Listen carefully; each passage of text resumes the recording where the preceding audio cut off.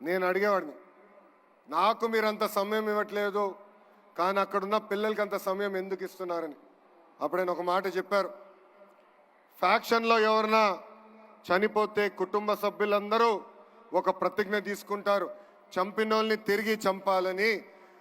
దానికి నేను full stop పెట్టాలనుకున్నాను, అందుకే ఆ పిల్లలకి నేను స్వయంగా కౌన్సిలింగ్ ఇస్తున్నానని చెప్పిన వ్యక్తి చంద్రబాబు నాయుడు గారు. ఇంతేకాదు, ఇప్పుడు కూడా నా బాగా గుర్తు, 2013లో బ్రహ్మణి గ్రాడ్యుయేషన్కి మేము అందరం వెళ్ళాం. అమెరికాకి వెళ్ళి తిరిగి వచ్చే సమయంలో మేము న్యూస్లో చూసాం, ఉత్తరాఖండ్లో వరదలు బాగా వచ్చినాయి, అక్కడికి వెళ్ళిన ప్రయాణికులందరూ చిక్కుపోయారని. ఇక్కడ చాలామందికి తెలుసు, అమెరికా నుంచి వచ్చినప్పుడు జెట్ లాగ్ అనేది ఉంటుందని. పొద్దున 3ంటికి వచ్చాం, నేను హాయిగలి పడుకున్నా.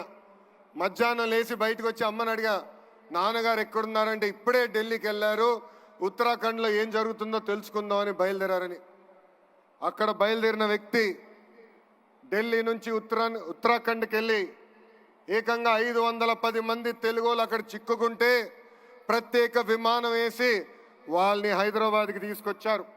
అంతేకాదు, మాకు చెప్పారు, హైదరాబాద్లో మీరు రిసీవ్ చేసుకోండి, వాళ్ళకి ప్రత్యేక వాహనాలు బస్సులు ఏర్పాటు చేయండి, తిరిగి వాళ్ళ ఇంటికి చేర్చే బాధ్యత మీరు తీసుకోండి అని చెప్పిన వ్యక్తి గౌరవ చంద్రబాబు నాయుడు గారు.